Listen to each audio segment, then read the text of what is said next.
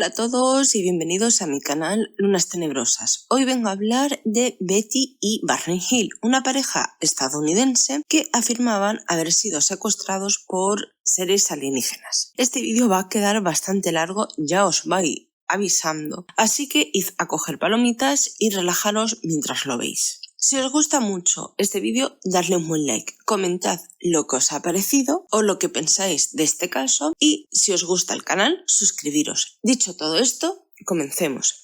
Betty y Barney Hill fueron un matrimonio estadounidense que llegó a alcanzar la fama luego de afirmar que habían sido secuestrados por supuestos seres alienígenas la noche entre el 19 y el 20 de septiembre del año de 1961, mientras volvían de unas pequeñas vacaciones en Canadá. Conducían en esa noche despejada de luna casi llena por una carretera de New Hampshire, la US 3, que se abría entre altas montañas cubiertas de pinos y la luz del tamaño de un puntero láser pudo haberse confundido con cualquier cosa, un satélite, un reflejo inesperado en el parabrisas, incluso una estrella fugaz. La extraña historia narrada por la pareja que llegó a ser denominada la abducción de los Hills y ocasionalmente el incidente Zeta Reticuli fue el primer caso ampliamente publicitado de un supuesto secuestro extraterrestre, adaptada en el exitoso libro de 1966 de Interrupted Journey, traducido al español, que os vais a enterar mejor, El viaje interrumpido, y en una película para la televisión. Los Hill,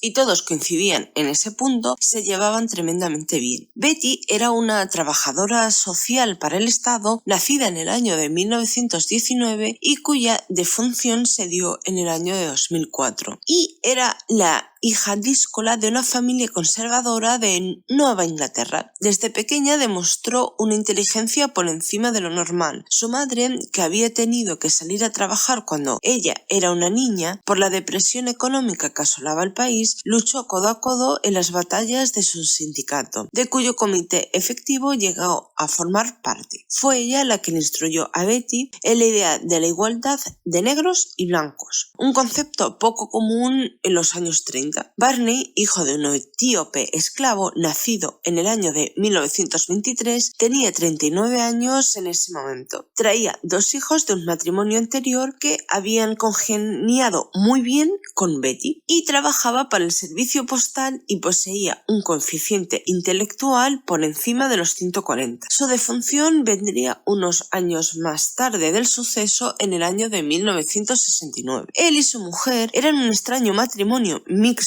con una vida social muy activa, a los que los unía intelectualmente la ferviente militancia en el campo de la lucha contra la segregación racial, por la cual habían recibido un diploma de manos de un funcionario estatal. Conformar una pareja interracial era algo bastante inusual en los Estados Unidos de aquel tiempo. Activos miembros de la congregación unitarista o Unitarian en inglés, los Hill también eran miembros de la Asociación Antidiscriminación, NAACP, además de líderes comunitarios. Barney también tenía un asiento en la Comisión de Estados Unidos sobre los Derechos Civiles. Los Hill vivían en la localidad de Portsmouth, en el nororiental estado estadounidense de Nuevo Hampshire. Al anochecer del 19 de septiembre de 1961, los Hill estaban conduciendo de regreso a la localidad de Portsmouth de unas vacaciones en el interior del estado de Nueva York, además de las provincias canadienses de Ontario y Quebec. Irían a ver las cataratas del Niágara en Canadá y de regreso también pasarían por Montreal. La idea de esas mini vacaciones había sido de Barney, que estaba tremendamente agotado por los largos viajes que le imponía su trabajo. Betty se había mostrado encantada con dicho viaje y como el presupuesto familiar no soportaba un gasto así de grande, decidieron viajar como gasoleros, llevando sándwiches en una canasta para no tener que detenerse por los paradores al costado de la ruta y así poder ahorrar algo de dinero. En la última noche de su viaje de 3 días, la pareja cansada tomó un sorbo de café en un restaurante de Vermont para recargar las energías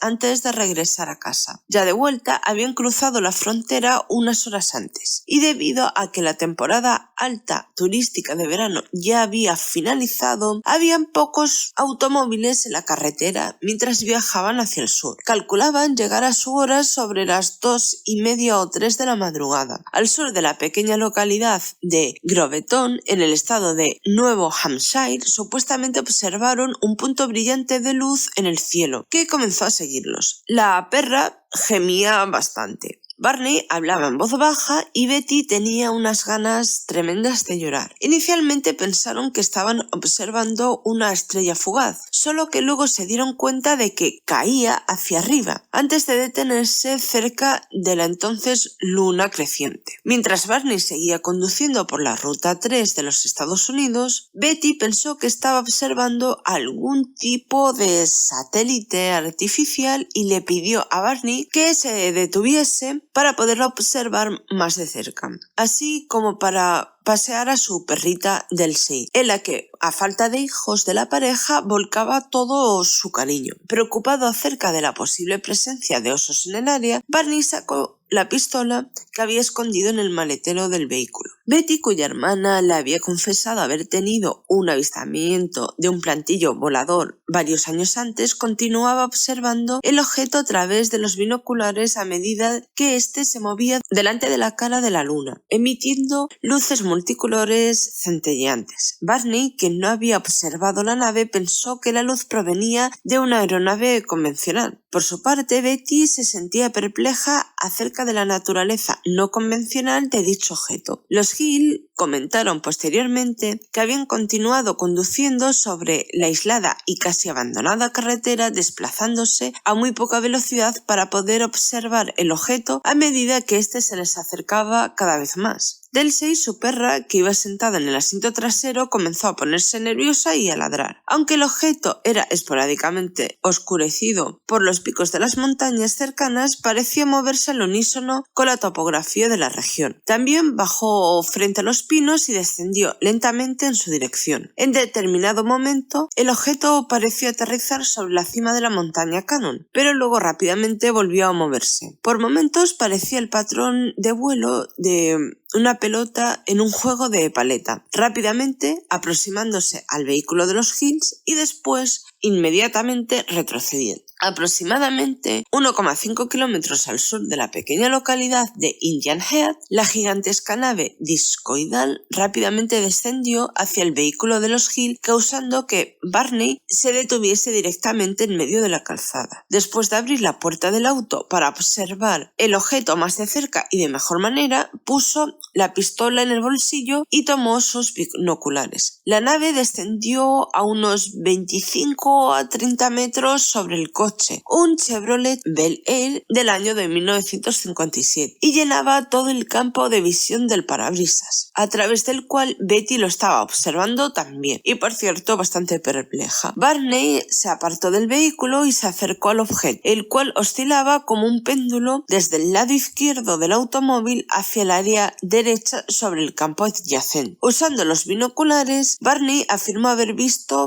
entre 8 y 11 figuras humanoides que estaban mirando desde las ventanas de la nave, pareciendo mirarlo de una forma bastante curiosa o inquisitivamente. De repente, con precisión militar, todas menos una de las figuras se movieron hacia lo que parecía ser un panel de instrumentos, como si fueran a realizar una tarea bastante importante. Trató de levantar la mano hacia su pistola, pero de alguna manera no pudo. La figura restante continuó mirando a Barney y le comunicó un mensaje telepático a este último: quédate donde estás y sigue mirando. En ese instante, de lo que parecían ser aletas como alas de murciélago, comenzaron a aparecer luces rojas por todos los lados de la nave, y una larga estructura descendió de la parte inferior de la misma. La silenciosa nave se aproximó a una distancia que Barney estimó entre unos 50 y 80 pies, lo que serían entre unos 15 y y 25 metros de su cabeza, y entre unos 50 y 100 pies, es decir, entre unos 15 y 30 metros de distancia de él. De repente, y abrumado por el miedo, Barney se quitó rápidamente los binoculares de la vista y corrió de regreso hacia el vehículo gritando: «¡Nos van a capturar!». Antes de ingresar al automóvil, observó al objeto nuevamente cambiar de ubicación hasta posicionarse directamente sobre ellos. Se dieron a la fuga a alta velocidad mientras Barney le decía a Betty que mirase hacia el cielo buscando la posición real del objeto. Ella bajó la ventanilla y miró hacia arriba, pero solo vio una oscuridad muy profunda sobre ellos. Entonces fue cuando Barney tuvo miedo de que el objeto pudiera encontrarse realizando un vuelo estacionario sobre el auto, bloqueándole así a Betty la visión de las estrellas. Casi inmediatamente una serie de sonidos mecánicos, lo suficientemente ruidosos como para hacer vibrar el vehículo, parecieron venir de la parte trasera del automóvil. Betty tocó el metal de la puerta del acompañante esperando sentir una gran descarga eléctrica, pero solo llegó a sentir una extraña vibración. Los Hill dirían después que experimentaron los síntomas de un estado de conciencia alterado que habían dejado sus mentes atontadas o adormecidas, y que también sintieron una extraña sensación de hormigueo o tingling a través de sus cuerpos. Cuando pasaron a través de la localidad de Plymouth, otra serie de sonidos tipo beep parecían provenir de la parte trasera del auto. Barney detuvo el vehículo y condujo erráticamente de lado a lado de la carretera para intentar reproducir aquel zumbido. No obstante, no pudo llegar nunca a recrearlo. Cuando el extraño sonido hubo terminado, Betty le preguntó a su esposo: «¿Y ahora crees en los platillos voladores?». Tremendamente irritado, Barney le contestó: «No seas ridícula», aunque sabía que ella tenía razón. Simplemente no quería preocuparla más ni aceptar lo que estaba sucediendo. Luego de llegar a su hogar cerca del amanecer, los Hill afirmaron que tenían unas extrañas sensaciones e impulsos que no podían llegar a explicar del todo. Betty insistía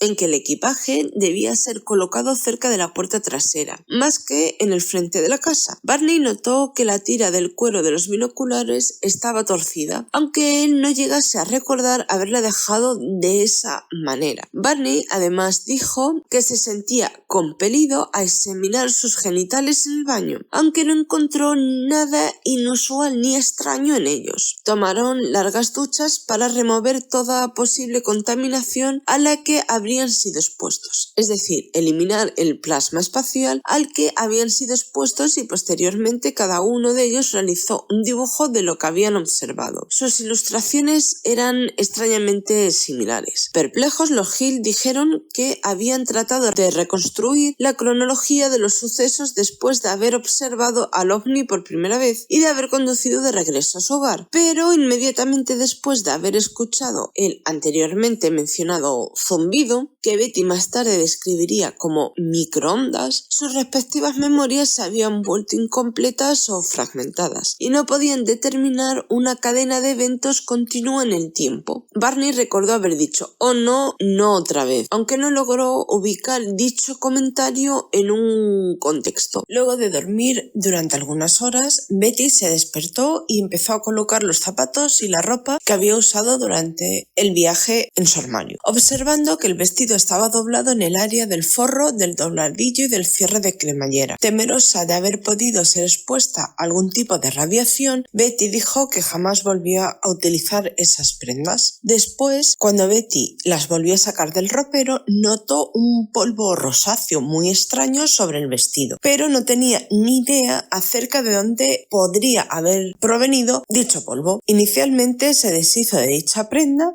pero luego cambió de opinión, recuperándola y colgándola en un perchero. El polvo se desvaneció en el viento, aunque Betty comentó que quedaron algunas manchas rosadas sobre el vestido que no se llegaron a desvanecer del todo. Con el paso de los años, 5 laboratorios realizaron análisis químicos y forenses a la prenda. El 21 de septiembre de 1961, Betty telefoneó a la base Peace de la Fuerza Aérea de los Estados Unidos para informarles acerca de su encuentro ovni, aunque por miedo a que la etiquetasen como mentalmente enferma, se guardó para sí algunos de los detalles de lo sucedido. Al día siguiente, el mayor Paul W. Henderson telefoneó a los Hills para tener una entrevista más detallada de lo sucedido, de unos 30 minutos de duración aproximadamente. El informe de Henderson, fechado el 26 de septiembre, determinó que los Hills se habían probablemente confundido con el planeta Júpiter. Su reporte fue enviado al denominado Proyecto Libro Azul, en inglés Project Blue Book, el entonces proyecto de investigaciones de ovnis de la Fuerza Aérea de los Estados Unidos. Pocos días después del supuesto encuentro, Betty sacó varios libros sobre la temática ovnis de una biblioteca local. Uno de los mismos había sido escrito por el mayor Donald E. Kainhoe, miembro retirado de la Infantería de Marina de los Estados Unidos, quien también encabezaba el NICAP, un grupo de ufólogos civiles. 2 semanas después del supuesto encuentro ovni, Betty alegó haber comenzado a sufrir unas terribles pesadillas recurrentes. Estas ocurrían casi siempre de noche y llegaban a ser tan vívidas que su mente estaba ocupada pensando en dichos sueños durante el resto del día. El 26 de septiembre, Betty le escribió a Kainhoe al respecto. Ella relató la historia completa, incluyendo los detalles acerca de las figuras humanoides que previamente se había negado a relatar a la Fuerza Aérea. Betty escribió que ella y Barney estaban molestos en gran medida por sus aparentes incompletos recuerdos del encuentro ovni y que estaban considerando el uso de hipnosis para ayudarlos a recordar lo que les había sucedido aquella terrible noche. Su carta finalmente llegó a Walter N. Webb,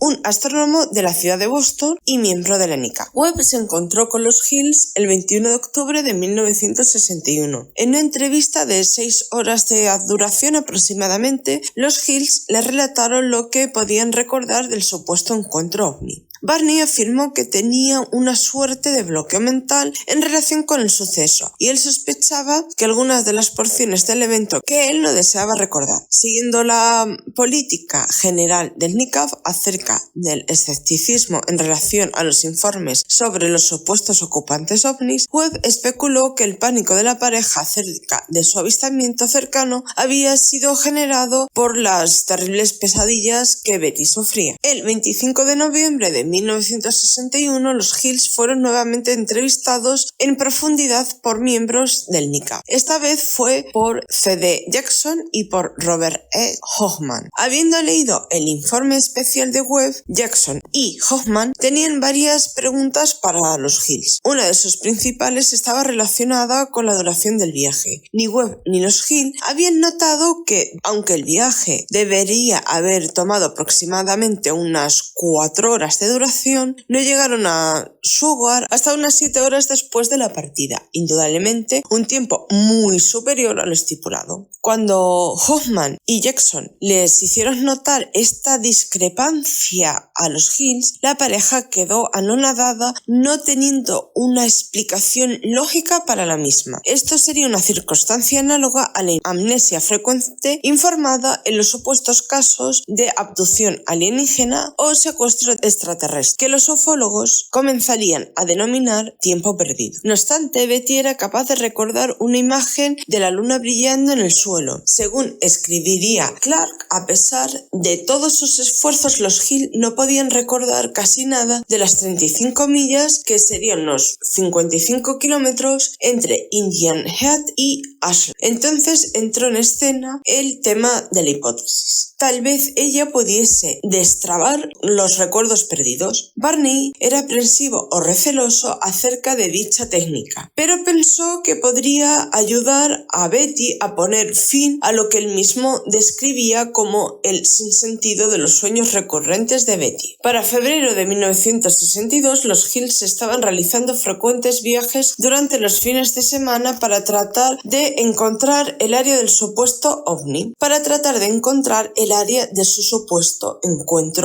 con la esperanza de que la localización de dicho sitio contribuyese a desatar más recuerdos perdidos. Sin embargo, no tuvieron éxito en encontrarlo durante varios años posteriores. Según el libro de Clark, en febrero o marzo de 1962, alrededor de la ingle de Barney aparecieron verrugas que formaban un círculo casi perfecto y que fueron extirpadas quirúrgicamente. El 23 de noviembre de 1962, los Hill concurrieron a una reunión en la vicaría de su iglesia donde el orador invitado era el capitán de la USAF, Ben H. Sweat, quien había recientemente publicado un libro de poesía. Después de leer secciones de sus poemas, el pastor les pidió debatir acerca de su interés personal en la hipnosis. Luego de que la reunión hubiera finalizado, los Hill se acercaron al capitán Sweat de forma privada y le contaron lo que decían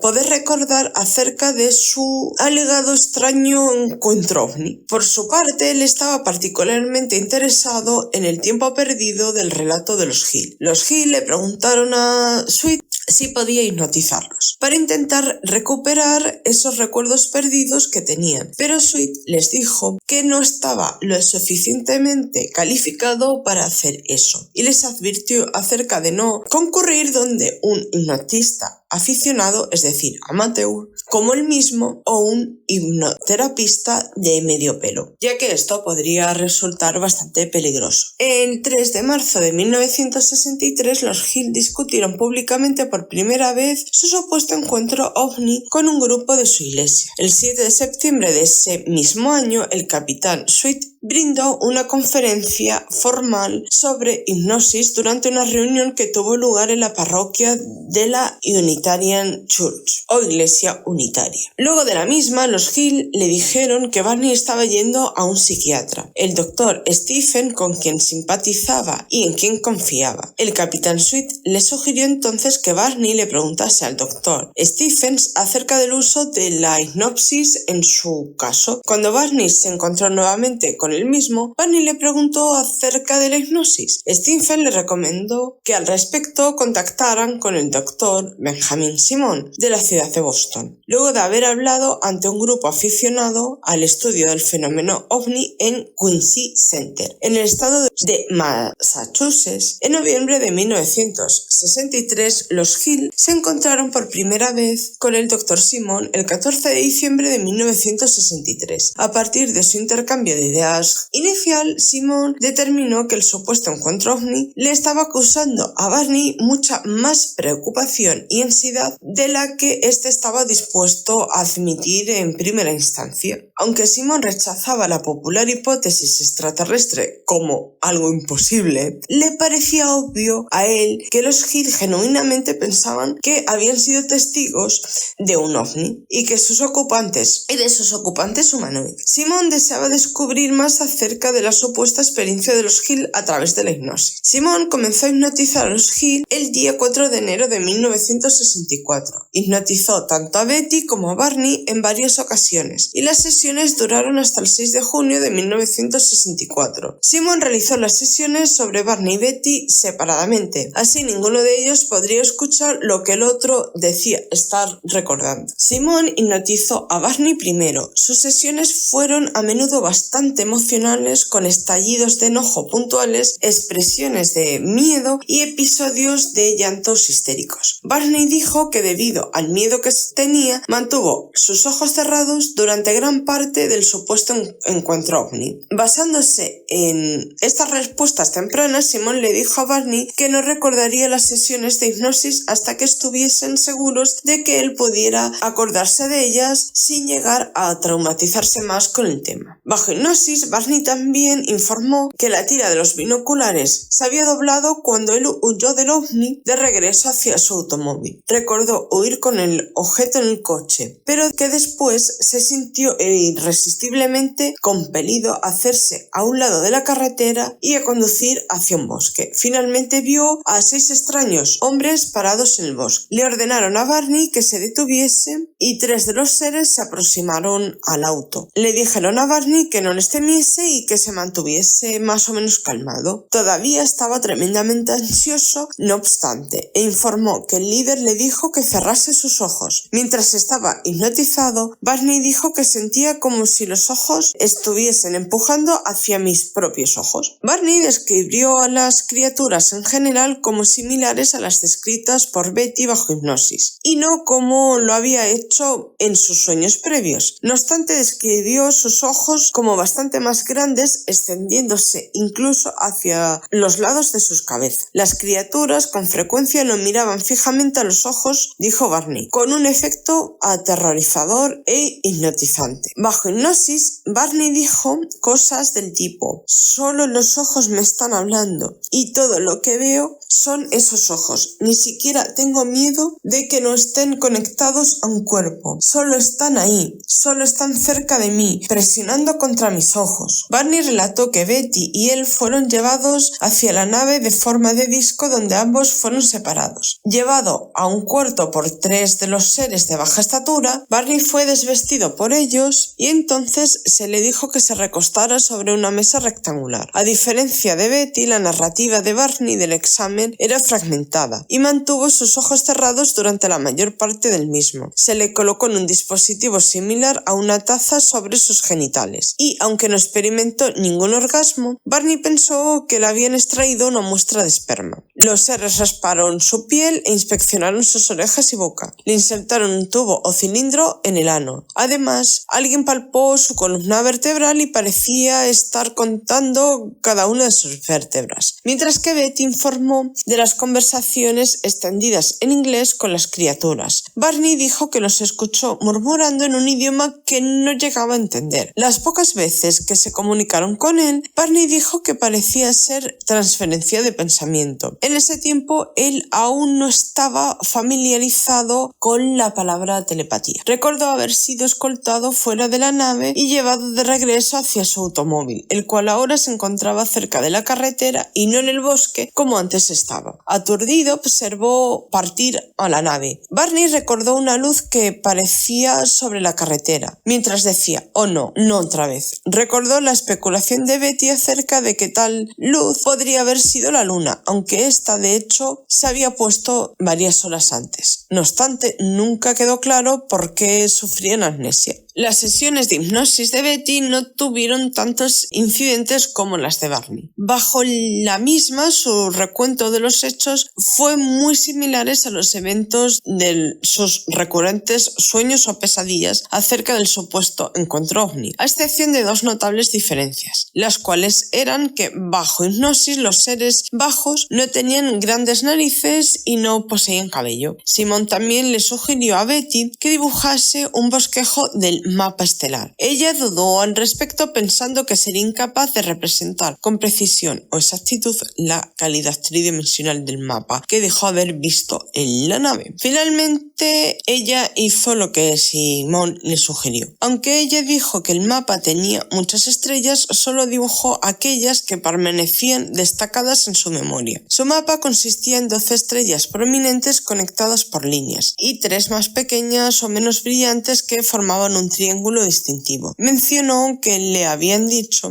que las estrellas conectadas con líneas sólidas formaban lo que se llamaba rutas de comercio, mientras que las líneas puntuadas eran estrellas con menor tráfico interestelar. En las sesiones de hipnosis también salió que Betty había preguntado a una de las criaturas dónde estaban, siendo la respuesta de esta: si no sabes dónde estás, no tendría sentido decirte dónde estoy. También llegó a recordar en esas sesiones que se le había insertado una aguja grande, de alrededor de 4 o 6 pulgadas de largo, en el vientre de Betty. Esta prueba de embarazo la dejó retorciéndose de dolor. Luego de las extensas sesiones hipnóticas, el Dr. Simon concluyó que el recuerdo de Barney acerca del supuesto encuentro ovni era una fantasía inspirada por los recurrentes sueños de Betty. Aunque Simon admitió que esta hipótesis no explicaba cada aspecto de la experiencia, él pensó que era una explicación más plausible, lógica y consistente. Barney rechazó esta idea notando que mientras que sus memorias en algún respecto se entretejían, también había porciones de cada una de sus narrativas que eran únicas. De hecho, Barney estaba ahora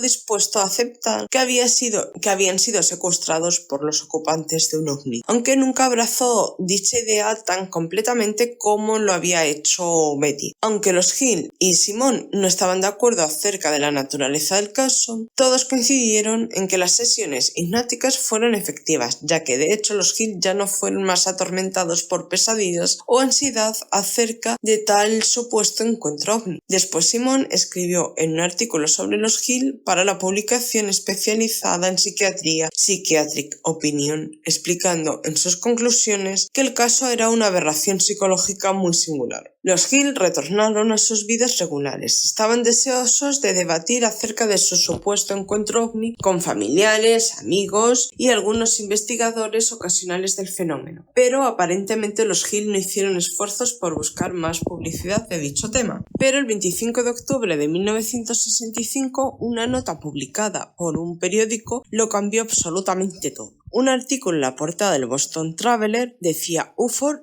Chiller, dit day se couple, que traducido al español para que todos nos entendamos sería algo así como espeluzno ovni. ¿Secuestran ellos a una pareja? El reportero John H. Luttrell de Traveler había recibido una cinta de audio con la grabación de la conferencia que los Hill había dado en Kinsey Center a comienzos del año de 1963. Luttrell se enteró que los Hill habían tenido sesiones de hipnosis con el Dr. Simon y también obtuvo notas de entrevistas que los Hill le habían dado a alguno de los ufólogos.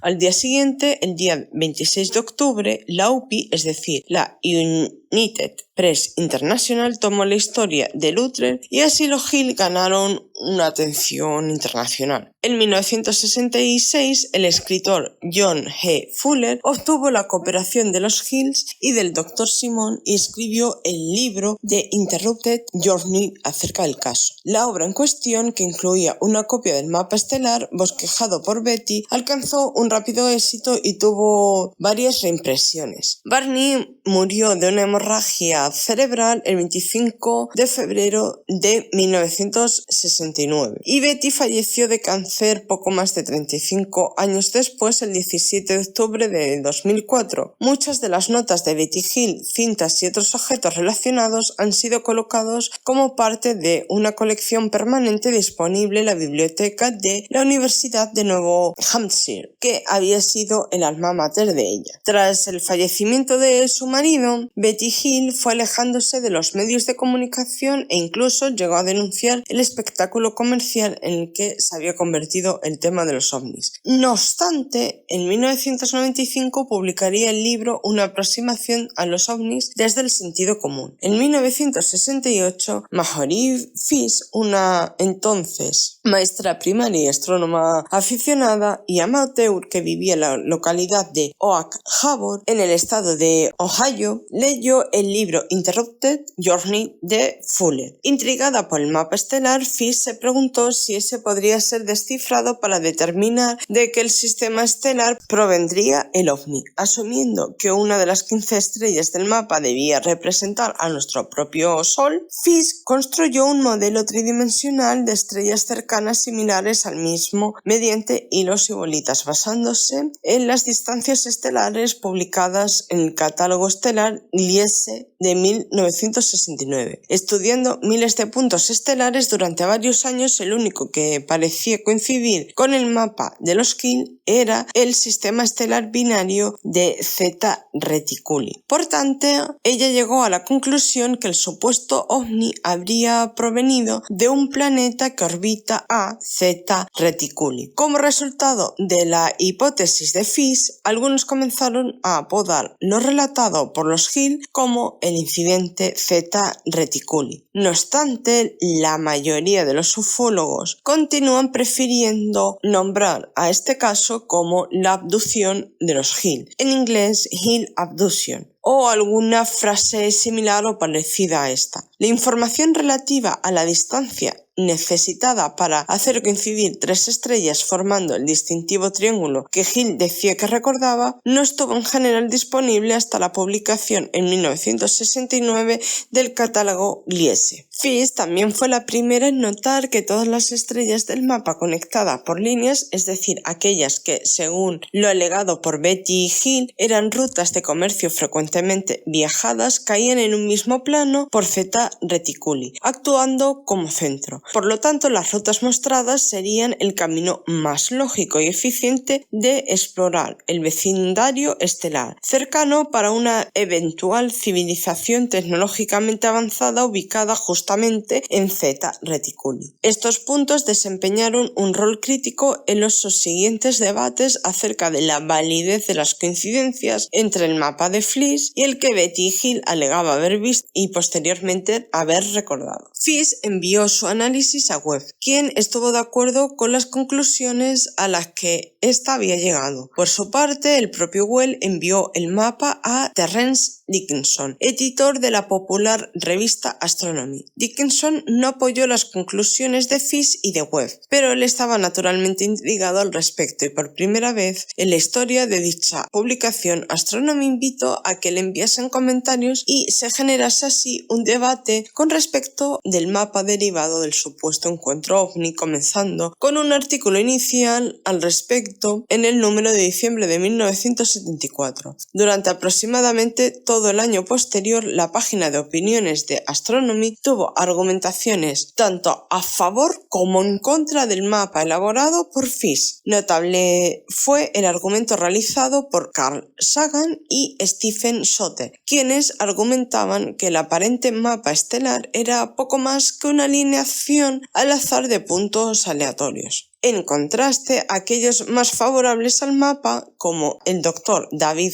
Saunders, quien era un estadístico que había participado del estudio del fenómeno ovni realizado con el denominado Comité Condon, argumentaban que la inusual alineación de las estrellas claves similares a nuestro Sol en un plano centrado alrededor de Zeta Reticuli era estadísticamente improbable de haber sucedido por azar o por casualidad a partir de un grupo aleatorio de estrellas de nuestro vecindario estelar inmediato. También se destacaba que Zeta Reticuli es altamente inusual por el hecho de ser el único ejemplo conocido de un sistema de estelar binario amplio con 2 estrellas muy similares a nuestro Sol. Uno de los artículos publicados en la revista Astronomy sobre las distintas edades de las estrellas en el mapa Hill-Fish decía que los indicios apuntaban a que el sistema de Zeta Reticuli es entre unos 1.000 y 3.000 millones de años más antiguo que el nuestro, sugiriendo que esto habría permitido que una eventual raza extraterrestre inteligente podría haber evolucionado mucho antes que la humana y que, por lo tanto, sería considerablemente más avanzada que la nuestra. Además, se remarcaba que las 2 estrellas estaban bastante cerca entre ellas. Como apunte, en la actualidad se cree que solo se encuentran a 1,8 años luz de distancia, a 1/8 de año luz de distancia, mientras que la estrella similar al Sol más cercana, Tau Ceti, está aproximadamente a unos 12 años luz de distancia. Se argumentaba que la cercanía entre ambas estrellas similares a nuestro Sol habrían probablemente actuado como una considerable limitación al desarrollo de eventuales viajes interestelares. Sin embargo, también se destacó que las estrellas de Zeta Reticuli son pobres en metales en comparación al Sol, levantando preguntas acerca si un sistema solar como el nuestro habría podido desarrollarse en estas condiciones, si habría existido suficiente carbono como para haber permitido el surgimiento de la vida, si cantidades suficientes de tales metales habrían estado disponibles para permitir el surgimiento de una civilización tecnológicamente avanzada e incluso si podía existir un planeta similar a la Tierra en el sistema de Zeta Reticuli que permitiese el desarrollo y la presencia de vida avanzada. El escéptico Robert Schiffer, en un artículo adjunto, dijo que un mapa diseñado por Charles V. Attenberg aproximadamente al mismo tiempo que el de Fish coincidía aún más con el mapa de Hill y que tenía más sentido. Las estrellas base Epsilon Indi y Epsilon Eridani, además de otras, también estaban más cerca del Sol que el mapa que Betty Hill alegó haber visto y luego recordado. Fish respondió que se consideraba que las estrellas base del mapa de Attenberg eran mucho menos proclives a albergar vida que Zeta Reticuli y que el mapa carecía de un agrupamiento consistente de estrellas parecidas al Sol a lo largo de las rutas enlazadas o trazadas con líneas a diferencia de su propio mapa. En 1993, 32 años después del supuesto secuestro extraterrestre, fue propuesta una nueva teoría en relación al pretendido mapa estelar en cuestión.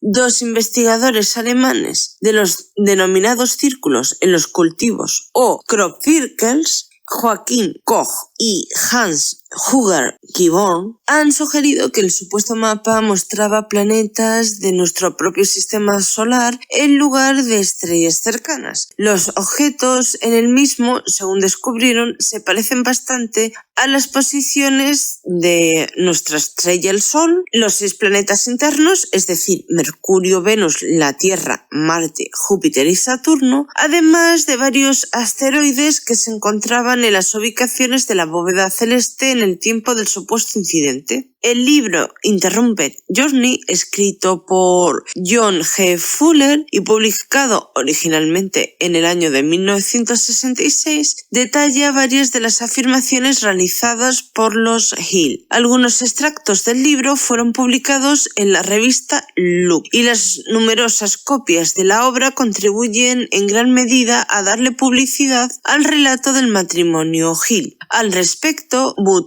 Hopkins escribió que el caso de los Hill tiene un efecto sobre una teoría popular que ha sido amplia, pero acríticamente aceptada por muchos escépticos. La idea de que tales recuentos deben haber sido implantados con hipnosis, consciente o inconscientemente, o por practicantes manipuladores que creen en la realidad de tales sucesos con ovnis. Simon, quien hipnotizó a los Hill, era bastante escéptico acerca de la supuesta realidad de los recuerdos de los Hill sobre una abducción, pero aún así los Hill tercamente se aferraron a sus recuerdos entrelazados hipnóticamente recuperados, a pesar de las sugerencias de Simon al final de su tratamiento respecto de que los mismos no podían ser literalmente verdaderos. Puede, por lo tanto, concluirse que el sesgo del hipnotizador no tenía nada que ver con el contenido de su recuerdo hipnótico. Con posterioridad al supuesto secuestro de la pareja por parte de los extraterrestres, Betty afirmó haber visto ovnis varias veces y ella se convirtió en una celebridad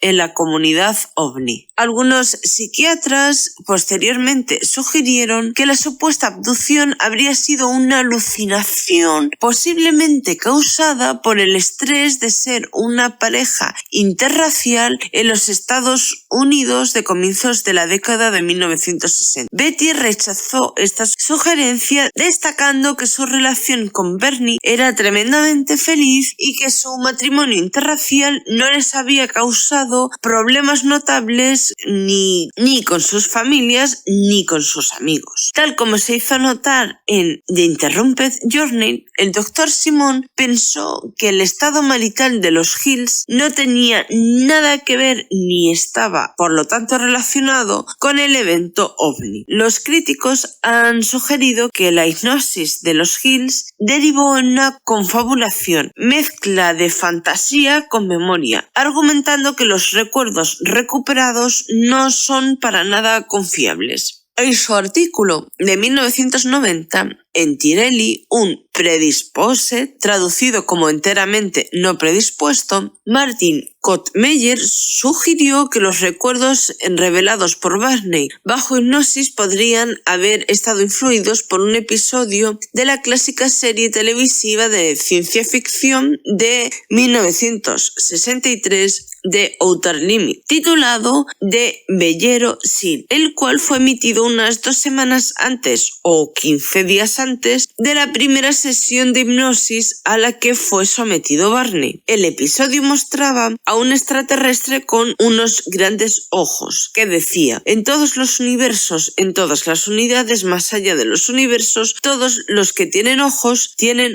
que hablan. El informe de la regresión mostraba un escenario que era en algunos aspectos tremendamente similar al programa de televisión.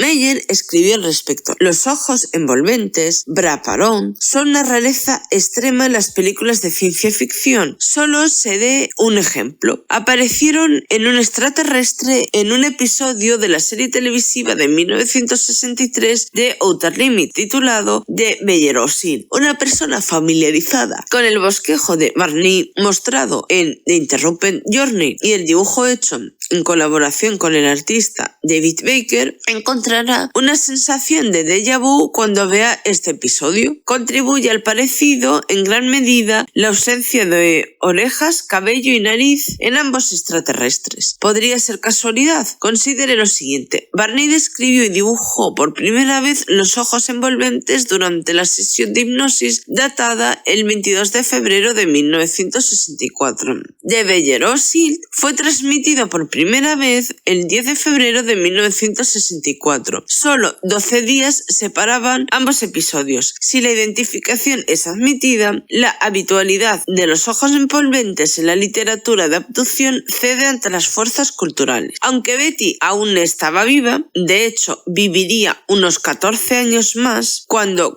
Meyer hizo estas afirmaciones, él nunca se puso en contacto con ella para preguntarle si ella o Barney habían visto el episodio en cuestión. Cuando otro investigador le preguntó a Betty acerca de The Outer Limits, ella insistió en que nunca oyó de eso y que no había visto dicho episodio. También notó que era improbable que Barney hubiese visto el episodio en cuestión porque él usualmente trabajaba durante el anochecer, justamente cuando ese episodio era transmitido por televisión, y que cuando Barney estaba en su hogar durante las noches, Betty informó que ambos estaban usualmente ocupados con actividades comunitarias como las relacionadas al NAACP. El folclorista Dr. Thomas E. Mullard está de acuerdo en las similitudes entre The Bellerosil y la historia de Barney. Son de hecho bastante impactantes y persuasivas, pero también destaca que hay varios hechos que limitan o condicionan el impacto de las coincidencias. El primero de estos: no ha sido demostrado de forma concluyente que Barney haya mirado el episodio en cuestión, y segundo, como Bullard escribe, en el recuerdo anterior consciente de Barney recordó un ser con ojos dominantes, compelling, mirándolo hacia abajo desde un ovni. Bullard piensa que es plausible que ese episodio de Outer Limits podría haber ayudado a dar forma a la memoria hipnóticamente restaurada de Barney, pero también destaca que la preocupación de Barney con la entidad que lo miraba fijamente y sus ojos comenzó años antes de que esta imagen de la televisión pudiese haberle influenciado. En su obra The Cult of Alien Gods, H.P. Lovecraft and Extraterrestrial Pop Culture, que en español sería El culto de los dioses alienígenas, H.P. Lovecraft y la cultura pop extraterrestre, Jackson Colavito también destaca la conexión con The Outer Limits y también sugiere elementos tomados de otros dos productos de la cultura pop contemporánea: las películas Invasores de Marte, Invaders from Mars de 1953 y Killers from Space, o en español Asesinos del Espacio. De la primera se parecen a la historia narrada por los Hills, las narices de los supuestos alienígenas y detalles de los exámenes médicos, incluyendo la aguja en el ombligo. Del segundo film se parecen a otras partes de los supuestos procedimientos médicos empleados y el concepto del borrado de los recuerdos de la adopción. Por su parte, el sitio web visionandpsychosis.net ha propuesto una nueva teoría que explicaría el supuesto secuestro de los Hills por parte de los extraterrestres, argumentando que una común pero poco conocida característica de la fisiología humana relacionada con nuestra visión es el denominado reflejo de sobresalto. En conjunción con una aparente confabulación podría explicar el episodio de los Hill. Jim McDonald, un residente del área en la cual los Hill alegaron haber sido raptados por los supuestos extraterrestres, ha producido un análisis detallado de su viaje, llegando a la conclusión de que el episodio habría sido de hecho provocado por haber confundido un ovni con un faro de advertencia para aeronaves sobre la montaña Cannon, en el nororiental estado estadounidense de Nuevo Hampshire. McDonald notó que desde la carretera que los Hill tomaron, el faro aparece y desaparece exactamente a la misma hora en que los Hill describieron al ovni apareciendo y desapareciendo. El resto de la experiencia es atribuido al estrés, la falta de sueño y los falsos recuerdos supuestamente recuperados bajo las sesiones de hipnosis. Los Hills se mantuvieron fieles a su historia, a pesar de que años de escépticos y detractores. Como muchos secuestrados, la pareja nunca sintió un recuerdo falso o la parálisis del sueño explicaba lo que experimentaron. Betty afirmó que la visitaron varias veces en décadas siguientes. El caso de los Hills es el primer caso de abducción hecho público y uno de los mejores documentados. Dio lugar a artículos, programas, libros y hasta una película. Su relato supuso además la apertura de veda para los cientos de personas que desde entonces han asegurado haber sido abducidos. ¿Qué os ha parecido esta historia sobre los Hill? ¿Creéis que realmente fueron abducidos por los extraterrestres o que realmente fue algo que se imaginaron o fue creado por el estrés de ser una pareja interracial? ¿Qué es lo que pensáis? Por favor, dejadlo en la cajita de comentarios. Y siento que este vídeo haya tenido que ser tan tremendamente largo, pero es que había bastante información y quería más o menos contárosla toda. Muchas gracias y hasta la próxima.